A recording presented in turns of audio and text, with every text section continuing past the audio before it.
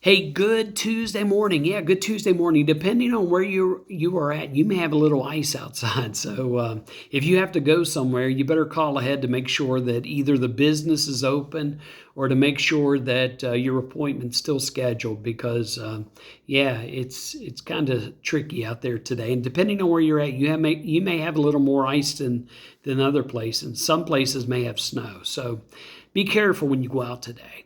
So today I want to talk about faith, hope, and love. I did yesterday, and you're like, I'm getting tired of hearing about faith, hope, and love. No, I'm just going to finish it up, okay? Because again, Jesus said the greatest of these is love. And sometimes as Christians in 2021, we confuse what it means to be a follower of Jesus. In Matthew chapter 25, verse 31, I love this passage of scripture because this is Jesus giving this parable, this story of judgment. And he says, you can follow along, Matthew 25, verse 31. He says, when the Son of Man comes in his glory and all the angels with him, he will sit on his glorious throne. All the nations will be gathered before him, and he will separate the people.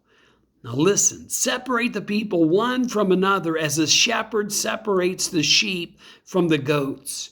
He will put the sheep on his right and the goats on his left. Now, why is he doing this? Because this is judgment, right? And sometimes as Christians, we think, well, okay, if I'm not a good person, then I'm going to be judged. If I'm not a perfect person, maybe as a pastor, I got to fill the church up every Sunday morning. If I don't fill it up, then I'm not a good pastor. Or if I don't have a good choir, or if I don't have the best praise music, or we think we have to earn it, but we don't earn it. Jesus is using Matthew chapter 25 to show his followers what is important because we confuse what is important when it comes to the kingdom of God. I mean, I know pastors that get excited because they get 1,000 views on Facebook. Let me tell you what that means. It just means that 1,000 people watched your video for at least 3 seconds. That's all it means. And you're like, well, I get 10,000 views on YouTube. Well, you know what? That just means that 10,000 people watched your video on YouTube for at least 30 seconds. That's all it means. And we cannot judge the effectiveness of ministry on numbers. Because that's not what it's all about. I see pastors, oh, we had one saved today in church. Praise the Lord. Listen, folks. Jesus was telling the parable in Matthew chapter 25. And he was highlighting what is important when it comes to being the kingdom of God here on earth. He says, when the Son of Man comes in his glory and all the angels with him, he will sit on his glorious throne. All the nations will be gathered before him. He will separate the people one from another. He will put the sheep on his right, the goats on his left. And then the king will say to those on his right, that's where the sheep are, right? He's going to say to those on his right, listen to this. Come to me, and blessed are you because you gave wise counsel. Come to me, and blessed are you because you had clear understanding. Blessed are you because you had trust. Blessed are you because you healed the sick. Blessed are you because you did miracles while you spent your time on earth. Blessed are you because you proclaimed the word of God and you did it faithfully. Blessed are you because you could distinguish between the spirits. Or blessed are you because you could speak in tongues. Or blessed are you because of your gift and ability to interpret tongues. That's from 1 Corinthians chapter 12. Those are the gifts of the Spirit.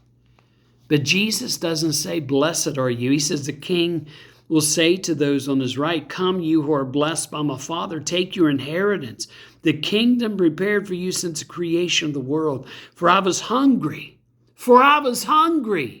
and you gave me something to eat.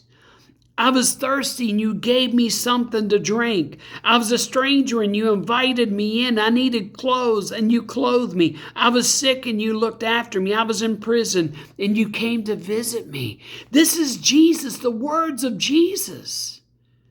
And notice, it's not about spiritual gifts. It's about acts of compassion.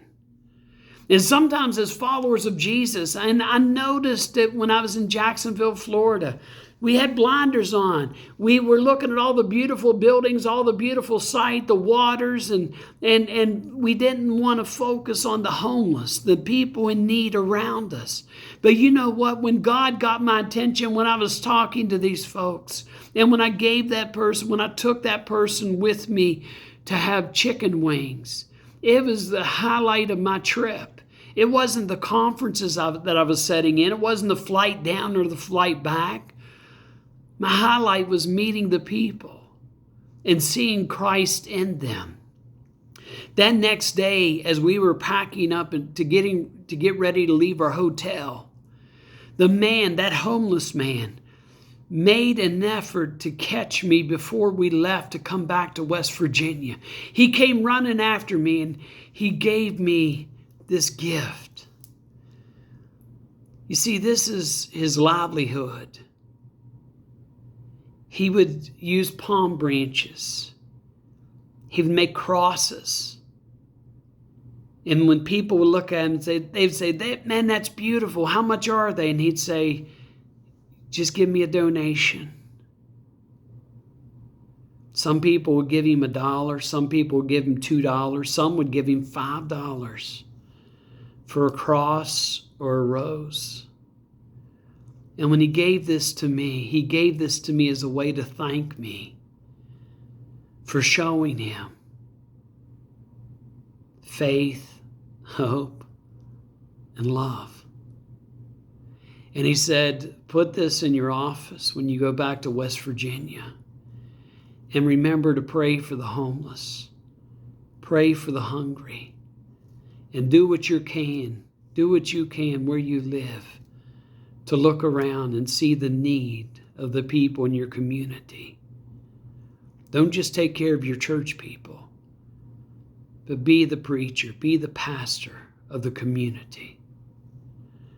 And you know what?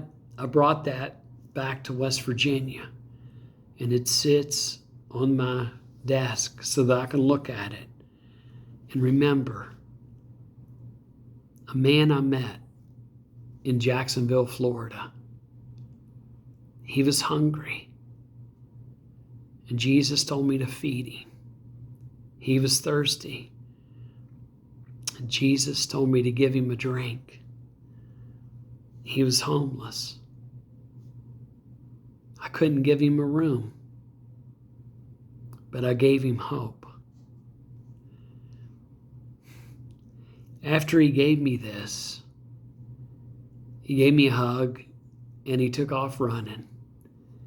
And he said, Pastor Bill, I'm going now to call my sister. I'm going to let her know I'm alive. I'm going to ask for forgiveness. And I'm going to start building those bridges because of faith, because of the hope, and because of love. Friends, wherever you are today, be safe and know that there is a God in heaven who loves each and every one of us. And do what you can to help those who are in need. Don't do it for the glory of your church. Do it for the glory of Jesus.